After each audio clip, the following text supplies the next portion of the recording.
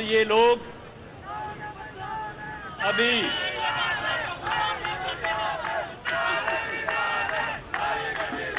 لال تو بال کالی ہو گئی ہے.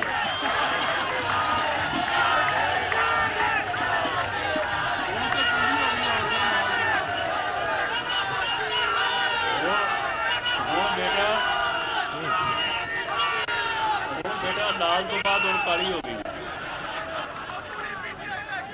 تو یہ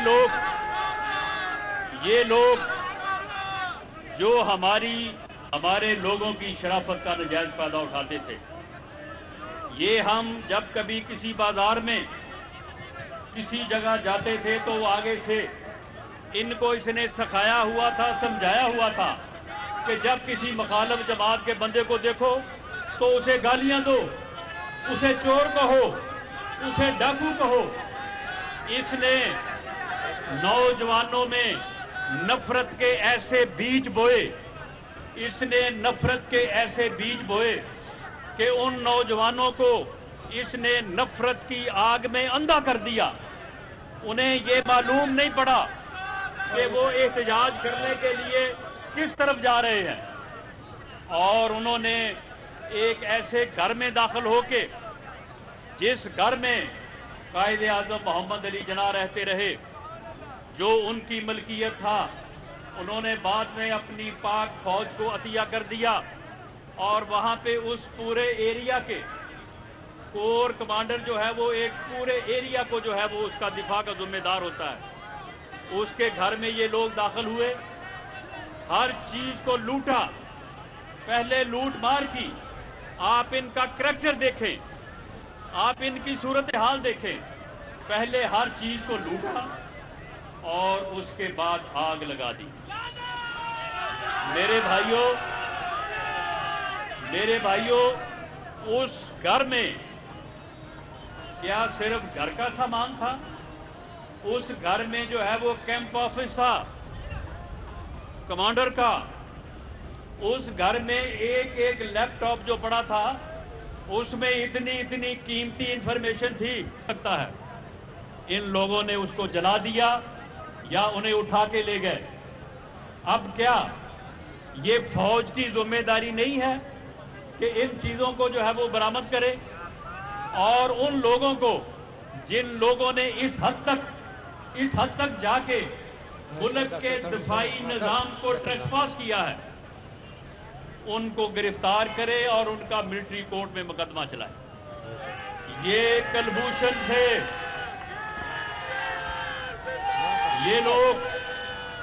یہ لوگ جو ہمارے دفاعی تنصیبات پر حملہ آور ہوئے ہیں، جنہوں نے ہمارے دفاعی ہیڈ کوارٹر کے اوپر حملہ کیا ہے، جنہوں نے ہمارے دفاع کو جو ہے کمزور کرنے کی کوشش کی ہے، یہ لوگ کلبھوشن سے کم سزاوار نہیں ہیں. یہ اتنے ہی مجرم ہیں. اور اب کہتا ہے جی میرے ساتھ مذاکرات کر لو. بھئی تمہارے ساتھ کس بات کے مذاکرات کریں؟ تم تو بے شرم آدمی، تم نے تو ابھی تک اس عمل کی جو ہے وہ کھل کے مذمت بھی نہیں کی. اور پھر اس نے یہ بھی کیا کہ اب سازشیں گھڑ رہا ہے کہ کسی طرح سے کوئی ایسا واقعہ کروں. پاکستان کے عوام جذباتی ہیں اور بعض چیزوں کے اوپر وہ بہت جلدی جذبات میں آ جاتے ہیں. اس نے یہ منصوبہ گھڑا اور اس کے اوپر ان کی آپس میں گفتگو ہوئی کہ یا تو کسی پی ٹی آئی کے نون ورکر کے گھر کے اوپر حملہ کروائیں اور وہاں پہ پھر خود ہی ایک دو بندے کھڑکا دیں اور ان کا پرچہ جو ہے وہ پھر ہمارے اوپر. وہ تو پھر سیدھی بات ہے. اور ساتھ انہوں نے یہ بھی کہا، یہ بھی گفتگو کی کہ ہم کسی طرح سے جو ہے وہ ہم کوئی ریپ کا ڈرامہ رچائیں اور عوام کو جذباتی کریں. یہ بات جو ہے یہ ہماری ایک انٹیلیجنس ایجنسی نے جو ہے وہ انٹرسیپٹ کی. और उन्होंने रात 11:15 बजे मुझे बताया कि जी ये होने वाला है।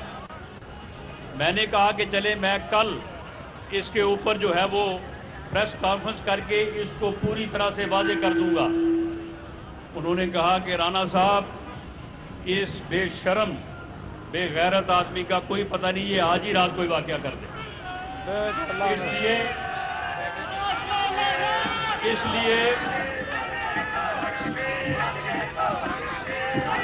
इसलिए ये बात जो है ये कौम को अभी और इसी वक्त जो है वो बतानी चाहिए। मेरे मुस्लिम लीगी भाइयों, ये आपको अल्लाह ताला ने इस फितने को एक्सपोज करके, इसकी औकात को ज़ाहिर करके, इसके मंसूबों को वाज़े करके, ये एक मुल्क दुश्मन इंसान है और ये इस मुल्क की सियासत को इसने परागंदा किया। सियासत में इसने नफरत का बीज बोया। इसने कभी भी जो है वो सियासतदानों वाली बात नहीं की। मुज़ाकरात तो सियासतदानों से होते हैं, इन जैसे लोगों से जो किसी वक्त कहें कि मैं मर जाऊं इससे पहले कि मैं अपने मखालत सियासतदानों से बात करूं। अब किस बात के मुज़ाकरात? क्योंकि सारे वो तुम्हारे टाइगर जो जाली टाइगर थे, जिन्होंने सिर्फ टाइगर की खाल पहनी हुई थी, जिन्होंने सिर्फ टाइगर की खाल पहनी हुई थी, वो बिल्कुल बड़ा डाल के रखा है। इंशाअल्लाह फिक्र न करें।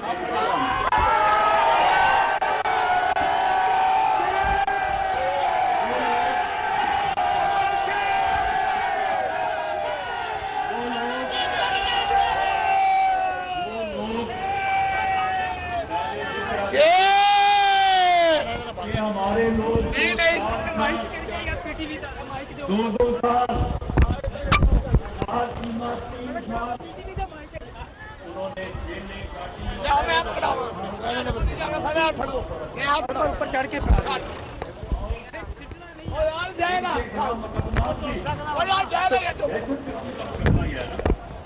ज्यादा से ज्यादा 7 साल कैद हो जाएगी। खिलाओ गिराओ का मुकदमा है, चले उसमें 4 साल हो जाएगी। और इस बेशरम ने, इस फितने ने जो हमारे खिलाफ केस बनाए, जो मेरे खिलाफ केस बनाया, उसमें सजाए मौत थी।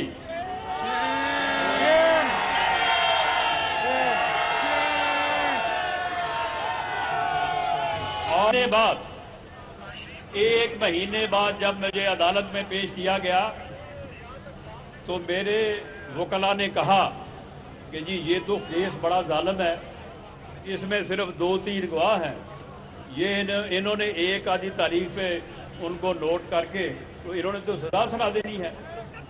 मैंने उसी दिन, मैंने वहाँ पे जो मीडिया मौजूद था, मैंने उनसे कहा कि जिस दिन 2 जुलाई को मुझे गिरफ्तार किया था, उस दिन मैं अपनी पार्टी और अपने लीडर्स के साथ 100% खड़ा था।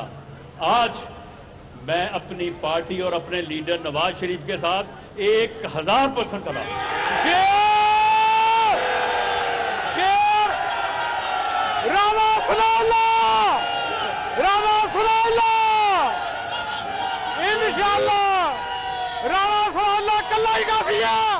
तो ये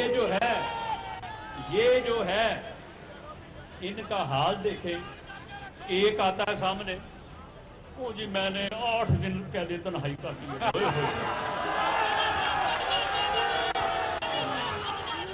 अब मैं पीटीआई को छोड़ रहा हूं और साथ में जो है वो सियासत भी छोड़ रहा हूं। 8 दिन की कैद तन्हाई और यही लोग सुन लें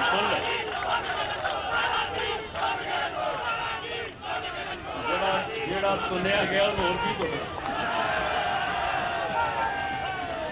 और यही लोग सुन लें, यही लोग जब बरसरे इक़्तिदार थे تو اپنے منہ سے آگ نکالتے تھے. یہ کہتے تھے کہ مسلم لیگ نون جو ہے اس کو تو ہم سیاست نہیں کرنے دیں گے. دوسرا آتا ہے یعنی جو گورنر رہا. اب آپ مجھے بتائیں کہ اس سے بڑا عہدہ کیا ہو سکتا ہے. جو گورنر رہا وہ آگے کہتا ہے کہ جی میں 12 دن قید تنہائی میں رہا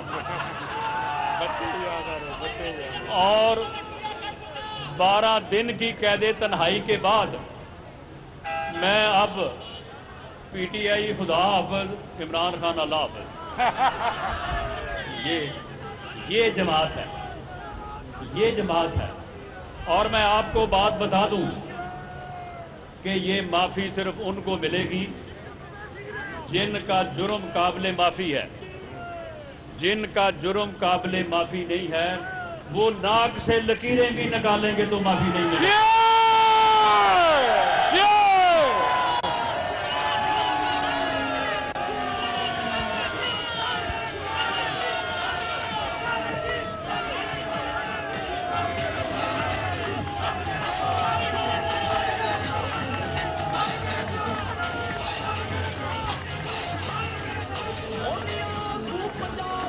مسلم لیگی ساتھیوں، مسلم لیگی ساتھیوں، یہ وزیر اعظم پاکستان میاں شہباز شریف کا اور میاں نواز شریف کی واضح ڈائریکشن ہے کہ انہوں نے جو بھی کیا ہمارے اوپر جھوٹے بے گناہ کیسز بنائے، لیکن ہم کسی بے گناہ بندے کو جو ہے وہ گرفتار نہیں کریں گے اور گناہ گار کو کسی قیمت میں چھوڑیں گے نہیں. اس کو اب ان سے بندہ کوئی پوچھے کہ اگر تمہیں قید تنہائی اتنی ہی جو ہے وہ مشکل لگتی تھی تو تم 3.5 پونے 4 سال حکومت میں رہے ہو. تم یہ کہہ دیتے کہ جو قید ہوگا وہ ود فیملی جو ہے وہ جیل میں رہے گا. یہ قانون میں ترمیم کر دیتے. اس وقت تو تم امریکہ میں جا کے بھی یہ کہتے تھے کہ ہاں مجھے یاد آ گیا میاں نواز شریف جیل میں ہے، اسے گھر کا کھانا مل رہا ہے، اسے دوائیاں مل رہی ہیں. مجھے تو پتا چلا ہے کہ اس کے بعد کہ میں اس کا کھانا بھی بند کروں گا، میڈیسن بند کروں گا اور اس کا کمرے سے اے سی اتاروں گا. خود جو ہے وہ اس کی یہ اوقات رہی ہے. اب آپ یقین کریں کہ ہمیں خود افسوس ہو رہا ہے، ہمیں خود دکھ ہو رہا ہے. اس بندے نے نوجوانوں کے ذہنوں میں ایسا زہر گھولا ہے کہ پڑھے لکھے نوجوان، اچھے بھلے جاب پہ کام کرنے والے نوجوان، وہ نوجوان جو ہیں انہوں نے یہ غلطی کی اور ایسی غلطی کی ہے کہ ان کا مقدمہ جو ہے وہ قابل معافی کے زمرے میں نہیں آتا. ان کی زندگیاں جو ہیں وہ برباد ہو جائیں گی. ان کے ماں باپ رو رہے ہیں اور اس کو بد دعائیں دے رہے ہیں. میں سمجھتا ہوں کہ جتنی بد دعائیں سے یہ پچھلے جو ہے وہ 10-12 دن میں ملی ہیں، ان بد دعاؤں سے اس کا بیڑا غرق ہو جائے گا. اور یہ بد دعائیں جو دی جا رہی ہیں ان کے نتیجے میں جو ہے وہ ماں باپ جو ہیں وہ مرے جا رہے ہیں. وہ کہہ رہے ہیں کہ ہمارے بچے کوئی گریجویٹ ہے، کوئی ڈبل گریجویٹ ہے، کوئی آئی ٹی فرم میں کام کر رہا ہے، کوئی کسی اور جاب پہ ہے. کئی لوگوں کے 1.5-2 لاکھ کے جاب ہیں اور وہ اس فتنے نے پورا 1 سال جو اس نے پرسے چڑھایا ہوا تھا نا 2 نمبر، اب دیکھ رہے ہیں جب ریجل نے پکڑا تو دوڑنے لگا. اگلے دن آگے سیڑھیاں سپریم کورٹ کی ایسے چڑھ رہا تھا کہ جس میں کبھی اس کو تو چوٹ ہی نہیں لگی. یہ جو وہ پرستر لگا کے بیٹھا رہا، یہی کام کرتا رہا. لوگوں کو ٹرینڈ کرتا رہا، لوگوں کو سکھاتا رہا، لوگوں کے نفرت کے بیج لوگوں میں بوتا رہا. اور اس کی اس نفرت نے جو ہے وہ ہمیں 9 مئی کا دن دکھایا. ہم اس دن کی مذمت بھی کرتے ہیں اور یہ عہد کرتے ہیں کہ انشاءاللہ تعالی ہم اپنی افواج کے ساتھ کھڑے ہیں.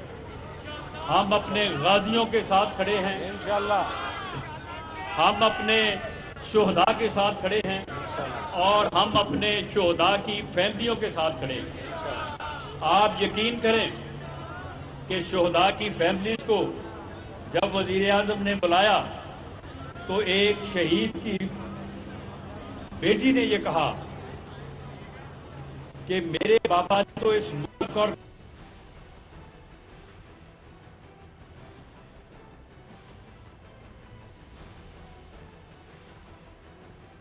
فیصل آباد میں ناظرین وزیر داخلہ رانا ثناء اللہ یوم تکریم شہدائے پاکستان اور یوم تکبیر پاکستان کے حوالے سے ریلی سے خطاب کر رہے ہیں۔ فیصل آباد میں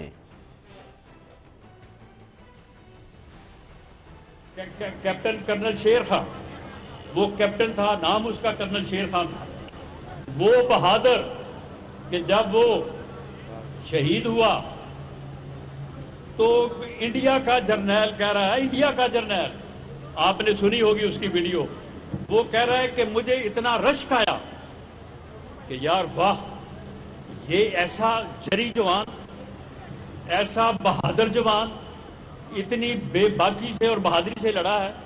تو میں نے کہا اپنی فوج سے کہ اسے اتار کے نیچے لے کے آؤ، اسے اتار کے نیچے لے کے آؤ، میں اسے سلوٹ کرنا چاہتا ہوں۔ یعنی ہمارے وہ شہداء، ہمارے وہ شہداء جن کو ہمارا دشمن بھی سلوٹ کرے، ان کو یہ بدبخت جو ہے وہ ان کی یادگاروں پہ ان کے مجسموں کو توڑیں، ان کو آگ لگائیں اور اس کے بعد کہیں کہ آپ ہمارے ساتھ بیٹھے مذاکرات کریں۔ ہم اگر ایسا کریں گے تو پھر ہم شہداء کی فیملی کو کیا جواب دیں گے؟ ہم ان کا سامنا کر سکتے ہیں؟ ہم ان کا بالکل سامنا نہیں کر سکتے۔ اور افواج پاکستان کو اس نے یہی نہیں کیا، یہ بات بھی اب جب یہ سارے معاملات کی انکوائریز ہوں گی تو اس فتنے کے ذمے لگے گی۔ میں وقت سے پہلے بات نہیں کرنی چاہتا، لیکن اس نے آرمی چیف کی تعیناتی کے موقع پہ اس نے آرمی کو تقسیم کرنے کی ایک ناپاک جسارت کی۔ اس نے کوشش کی، اگر یہ اس کوشش میں کامیاب ہو جاتا تو شاید اس کے غیر ملکی جو آقا ہیں ان کی جو ہے وہ امیدیں باہر آ جاتی۔ اس کے غیر ملکی آقا جو ہے وہ اس کا بڑا دم بھر رہے ہیں،